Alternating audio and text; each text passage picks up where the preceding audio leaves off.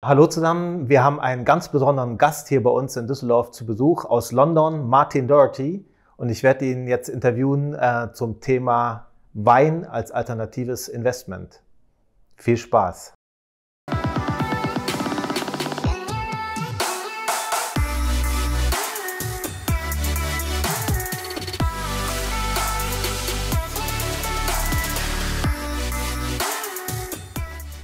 Hi Martin, nice to have you here. Thank you for having me. It's your first time here in Düsseldorf? It is indeed, yes.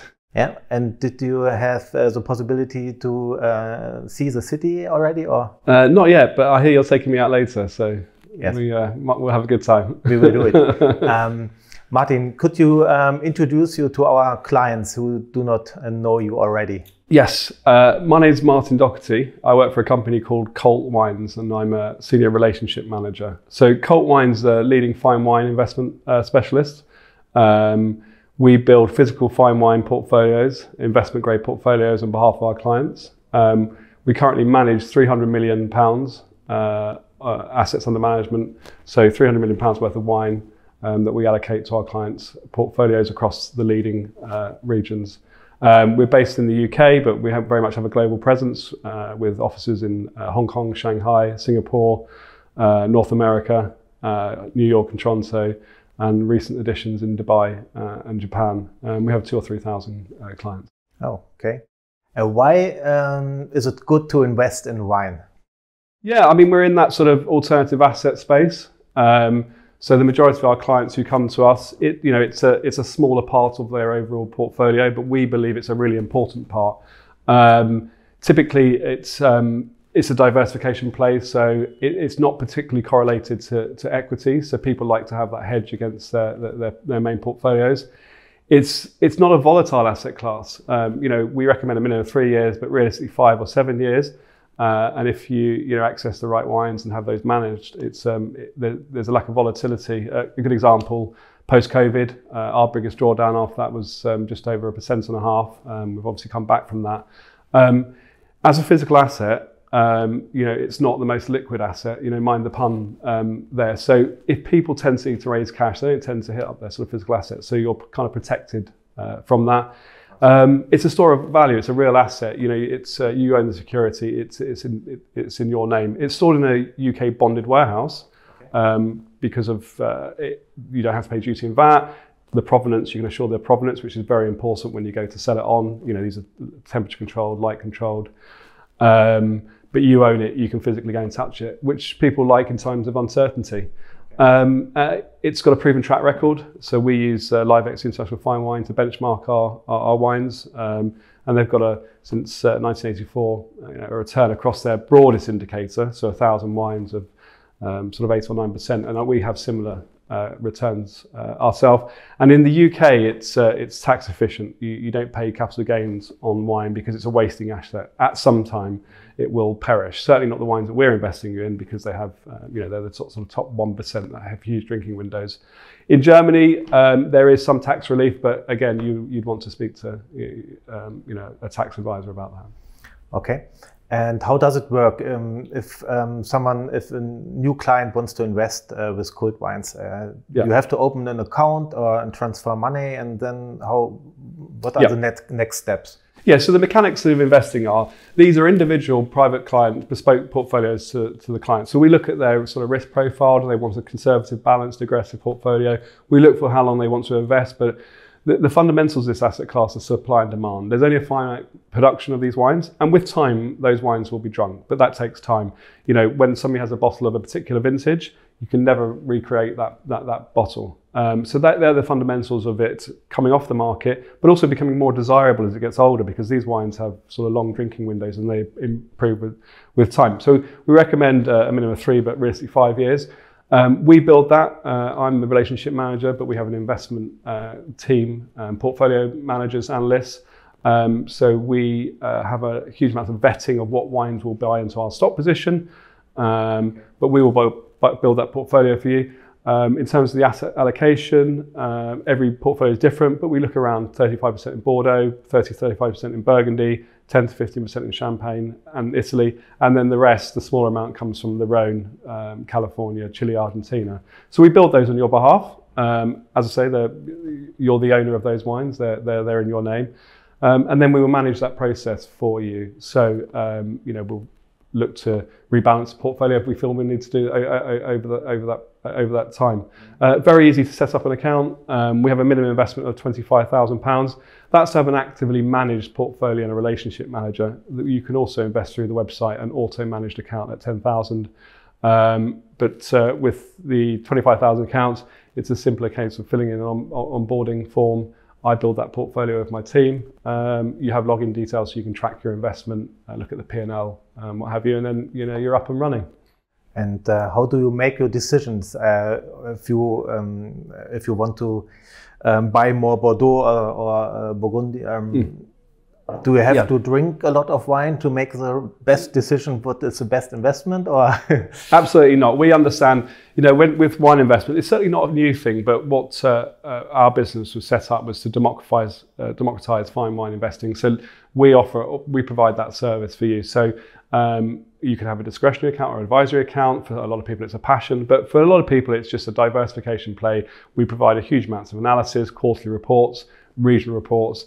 And you'll have me on hand to advise you on what to purchase and what to sell. Ultimately, here we want to optimize performance, so we'll do whatever we do with the portfolio to make that happen. Yeah.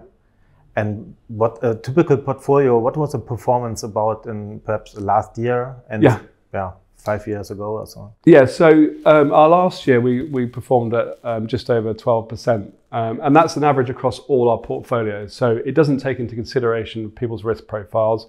It doesn't take into consideration those smaller amounts of advisory clients who would might lead with their heart and not their head. They might say, I don't want to invest in Champagne, but that's been the best performing area of the portfolio for the last 2 years. So 12%, but we're looking at a range of anywhere between 8 and 15, depending on your risk profile. But historically, our 3-year performance is 9%, and since inception, it's 8.88% per annum. Yeah, I think it's a good alternative to the investing in stocks or options like we offer. Yes, exactly. Perhaps we can do a webinar for our clients. I'd love to. Yeah, I'd absolutely love to. Alternative assets are becoming more and more a bigger part of people's overall portfolios, and obviously we sit in that space. It's a passion asset as well. So, we don't encourage you to drink your portfolio, but we offer a lot of wine-related stuff around the investment as well, whether that's dinners, vineyard visits, etc. So, for a lot of people, it's something they can really learn about as they invest with us as well. Okay, and I know you also have already German customers. We have many German customers. We're very much global. As I say, we've got clients in 80 clients in 80 countries, and also we invest in German wines as well. In terms of our asset allocation to Germany, it's quite small, but it's definitely growing. If you looked at how our portfolios were allocated sort of 10, 15 years ago, it would have been 70 or 80% Bordeaux.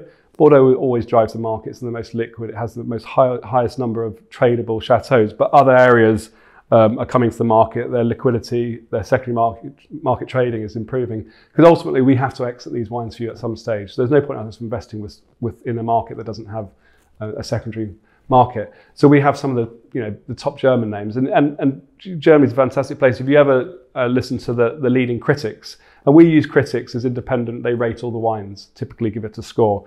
A huge amount of them are huge fans of German wines, particularly German Rieslings, which can age for 50, 80, 100 years. There's some incredible wines. But again, a lot of them stay in Germany. And it's about getting a more of a sort of global market to those wines. Is it also possible to invest in a single wine bottle? Or? So typically, because of we're going to sell these bottles on for you at some stage, we only invest in what we call OWC, so original wooden cases or original wooden cartons. So we don't split those up. They'll go into the bonded warehouse and we'll sell them like that. It's part of the overall sort of provenance on those wines. 10 years ago, the standard case was 12. Okay. It's now 6 because the price of these are so much more. So people don't want to expose themselves to 12 bottles of a particular wine that might cost thousands and thousands of pounds. Now we're actually seeing a lot more OWCs of 3. And in Burgundy and some of the rarest wines, you have an original case and it's just got 1 bottle in it because they might trade at 50, 80,000 pounds, a bottle. But we don't typically invest in single bottles of broken cases because you lose that assurance of the provenance of the wine. But it's also possible to visit you and to visit the warehouse and see how the wine is stored. Yeah, absolutely. Again, I want to make this clear. You own that wine in that warehouse. You have a unique identification number that takes you to the wine. It's stored in that bonded warehouse. And can I open a bottle when I go there, or is it? Well, actually, when any wine that comes in, and the reason why the wine, when it comes into our warehouse, it's important it does stay in our warehouse, is that we have experienced people on hand. They check every wine, so they actually do take it very carefully out of the box. They photo every wine and then they put it back in the box. But yes, you can come to the warehouse. It's a working warehouse, but they will bring out a selection of your cases. You can take pictures of them. You can see the numbers that relate to the portal. But yeah, for some people, that's a very important part of the investment, the security of it, that they own the asset and they can see the asset. And if you really wanted to take it to drink, you could do that as well. We occasionally have clients who draw down some of their wines because they're sort of passionate about it. It's entirely up to you. Yeah, sounds good. Yeah. Next time I will go to London and visit you. Yeah, well, we'd love to see you there. I show you Düsseldorf and you show me London. Yeah. Good trader. Great to have you here, and I'm looking forward to make a new interview with you and make webinars and that'd be great. It would be really good. Thank you very much. Thanks, Andreas.